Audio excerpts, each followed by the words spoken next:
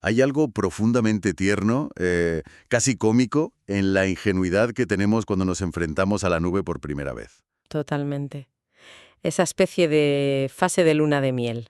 O sea, esa primera función lambda que creas en la consola de AWS, que normalmente es pues para una chorrada como redimensionar una imagen o algo así, y te parece una pequeña obra de arte, ¿verdad? Es que es un momento mágico.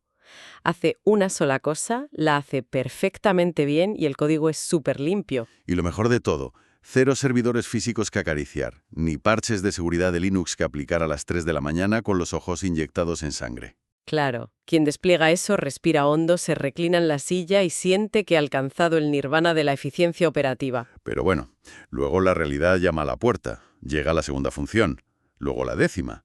Luego el departamento de marketing exige una integración nueva urgente. Ya, y antes de que te des cuenta, Exacto. Antes de que nadie se dé cuenta, quien administra el sistema ya no tiene una aplicación manejable. Lo que preside es una colonia de hormigas digitales mutantes. una descripción muy gráfica. Es que es así. Cientos de funciones correteando despavoridas en todas direcciones sin ningún tipo de supervisión adulta. Un auténtico y absoluto spaghetti serverless. Donde digamos que nadie sabe dónde empieza el fideo y dónde acaba la salsa. Oye, antes de meternos en este jardín, tengo que hacer un apunte. Todo lo que voy a destripar hoy, con cariño, sale de un artículo de nuestro blog, nivelexilon.com. Allí está la versión seria y por escrito. Muy importante recalcar lo de la versión seria. Sí, vital. Porque hoy nuestra misión es separar a los novatos de los verdaderos maestros, intentando entender a fondo tres patrones arquitectónicos que son, pura y duramente, supervivencia para domar este circo. Y es un placer estar aquí, especialmente para diseccionar una misión que considero absolutamente crítica hoy en día. Para arrojar luz sobre esta anarquía me acompaña nuestra mente analítica de cabecera, porque váyatela con el ecosistema. Hay que reconocer una verdad incómoda sobre esto. A ver, esa magia inicial de la nube, la promesa de ejecutar código sin pensar en la infraestructura que hay debajo, tiene un precio altísimo. Un peaje. Exacto. Se paga en complejidad sistémica. Porque cuando la demanda sube repentinamente, la respuesta de AWS es simple, plana y hasta cierto punto brutal. Te da más capacidad. Despliega más burbujas aisladas. No hay un diseño previo muy sólido. Si no pones reglas de tráfico en esa intersección, la lías parda. Claro, esa escalabilidad maravillosa se convierte en un choque en cadena, ¿no? Totalmente.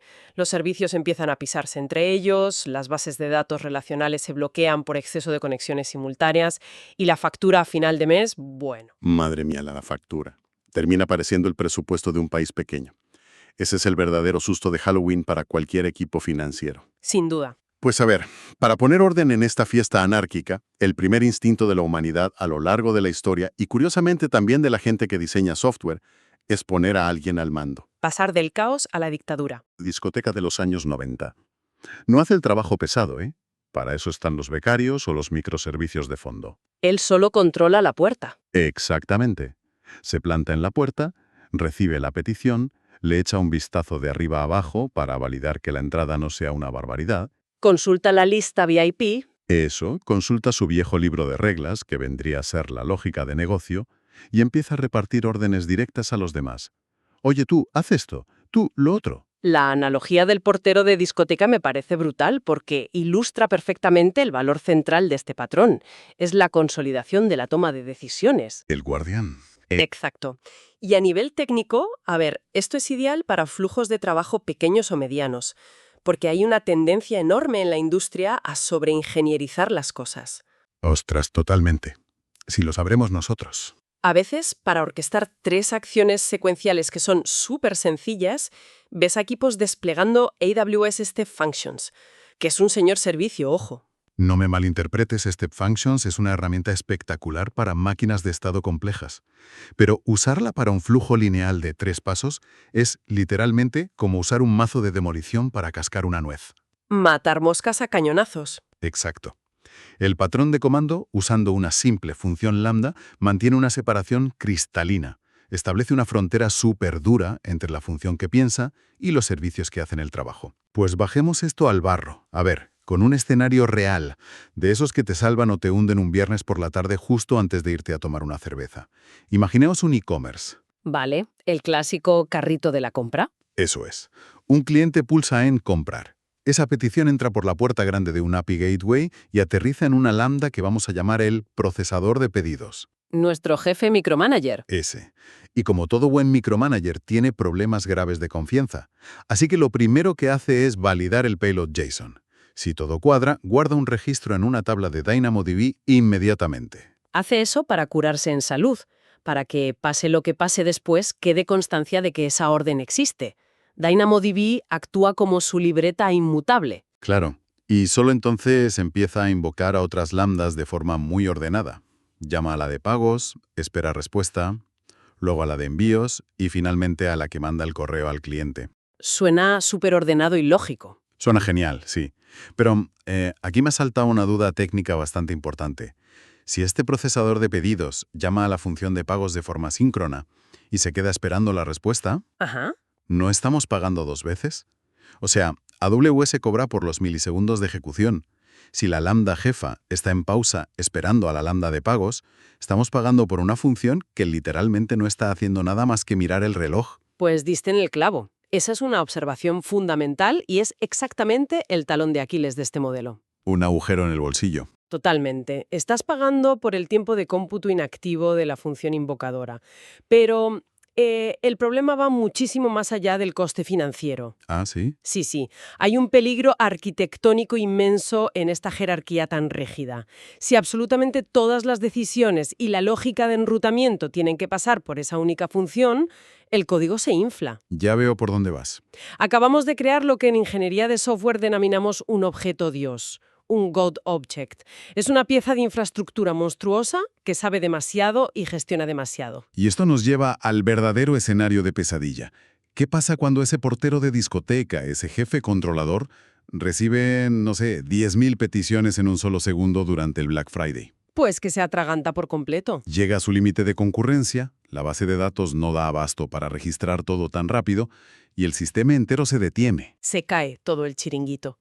Si el jefe cae, la empresa entera se paraliza. Y ahí es cuando los monitores se tiñen de rojo y la tensión arterial del equipo de guardias se dispara por las nubes. El problema central de este patrón de comando es precisamente esa naturaleza síncrona. Ese aferrarse obsesivamente a la respuesta inmediata, ¿sí? Por lo tanto, la evolución lógica ante este cuello de botella es introducir un intermediario, un colchón. Y así pasamos del portero de discoteca al segundo modelo, el patrón de mensajería. El mensajero paciente. Eso es. A mí me gusta ver este patrón como un sistema clásico de apartados de correos. En lugar de que la función de ventas vaya corriendo por el pasillo a gritarle en la cara a la función de inventario, Le deja una nota. simplemente escribe una nota, la mete en un sobre y la deja en una bandeja de entrada. Esa bandeja es nuestra cola de mensajes, ya sea Amazon SQS o un flujo de Kinesis si hablamos de unas bestialidades de volumen de datos. Y el que se encarga del inventario ya pasará a recoger esos sobres cuando buenamente tenga capacidad. Claro. Sin embargo, me cuesta un poco encajar esto con la psicología de nuestro sector. ¿En qué sentido? Pues que en la cultura DevOps y de desarrollo web existe una obsesión casi enfermiza por la inmediatez, por arañar 2 milisegundos en la carga inicial. Sabiendo esto, ¿cómo justificamos añadir deliberadamente un componente extra en medio que inherentemente añade latencia? Entiendo el punto, pero se justifica porque en sistemas a gran escala la resiliencia es infinitamente más valiosa que la inmediatez cura. Vale. Ese apartado de correos del que hablas, como Amazon SQS, no es solo una bandeja de entrada pasiva, actúa mecánicamente como un amortiguador de impactos. Una suspensión para los baches. Exacto. Absorbe los picos impredecibles de tráfico como una esponja gigante. Supongamos que hay una avalancha de ventas. El API Gateway recibe las peticiones y una lambda superligera simplemente deposita el mensaje en SQS y termina su ejecución en 10 milisegundos. Y la cola retiene esos mensajes de forma totalmente segura. Eso es. Y por detrás, la función que hace el trabajo pesado va extrayendo mensajes a su propio ritmo. Esto protege tu base de datos y tus servicios internos de morir de éxito. Claro, y de paso aíslas la experiencia del usuario final de la lentitud de los proveedores externos. Importantísimo eso. Siguiendo con la compra. El cliente hace clic en pagar. La API Lambda solo deja el evento de pedido creado en la cola SQS y devuelve un 200 de éxito al usuario al instante. Y el navegador muestra un check verde precioso. Pedido recibido. El usuario cierra la pestaña súper feliz. Y mientras tanto, en las sombras, una lambda procesa la cola a su ritmo, conectándose a la pasarela de pago real. Si en ese preciso instante el banco está caído... O responden 10 segundos en lugar de 1. Exacto, pues la pantalla del usuario no se queda congelada cargando. Has tocado el concepto de aislamiento de fallos, que es vital. Y hay otra mecánica interna fascinante aquí que garantiza la fiabilidad. Cuéntame. SQS ofrece la certeza de que la tarea se ejecutará al menos una vez. O sea, cuando la lambda lee un mensaje de la cola, SQS no lo borra inmediatamente, lo oculta. Ah, el famoso Visibility Timeout. Ese mismo. Lo oculta temporalmente. Si la lambda procesa el cobro con éxito, entonces explícitamente elimina el mensaje de la cola. Pero si la lambda falla y se estrella, porque el pago de un error 500... Ese mensaje vuelve a hacerse visible en la cola para que otra ejecución lo intente. Exacto. Pero a ver, eso plantea un riesgo evidente, ¿no?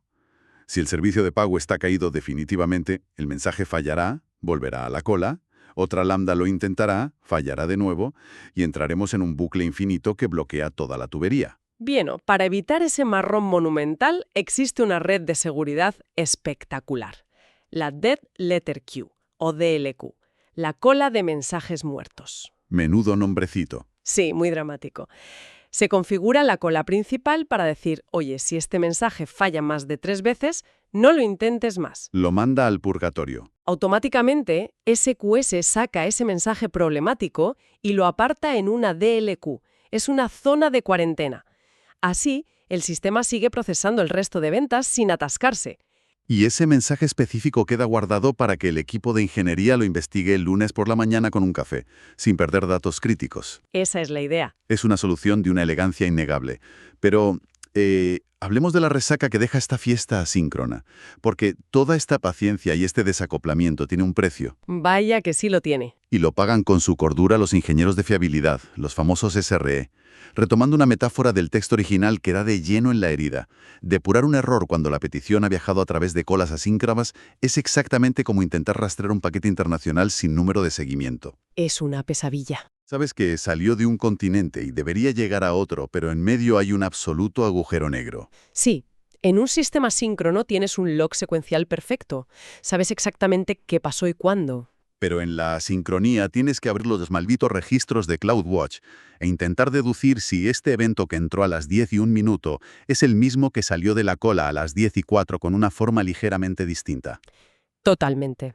Y sin una instrumentación obsesiva, es un rompecabezas que te quita años de vida. Pierdes la trazabilidad lineal, esa visión panorámica que te daba el jefe micromanager. Desaparece por completo. Un auténtico trato con el diablo.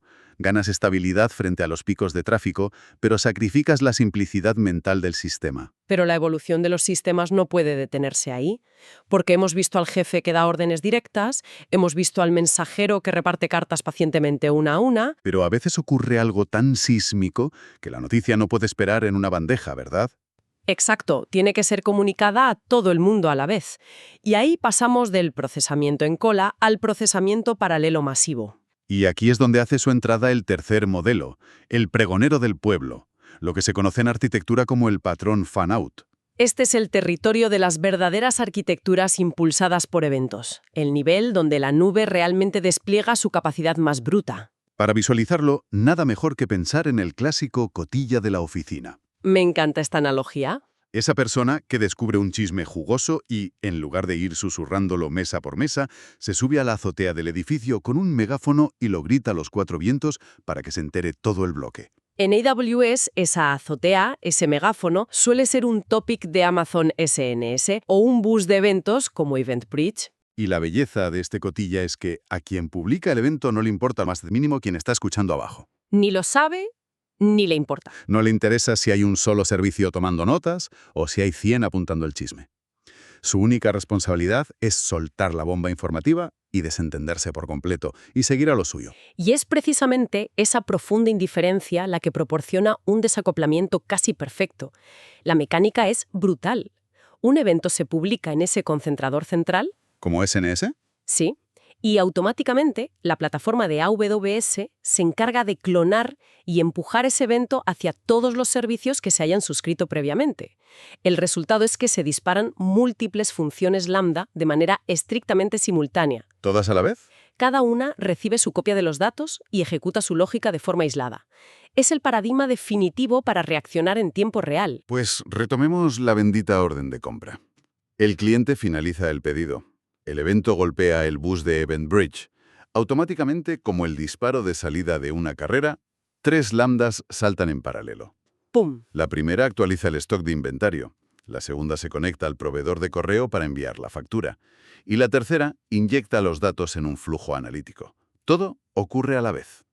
Y lo que más enamora a los equipos de desarrollo es lo que ocurre 6 meses después de montar esto. Claro, si marketing de repente decide que quieren mandar un SMS promocional con cada compra, Solo tienen que crear una cuarta lambda y suscribirla a EventBridge.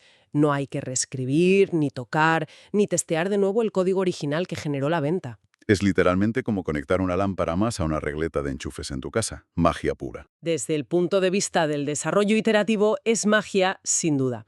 Pero como analista de sistemas, me veo en la obligación de poner un jarro de agua helada sobre todo este entusiasmo. Ahí siempre hay una trampa. Un gran poder de distribución conlleva un potencial de fracaso distribuido absolutamente catastrófico.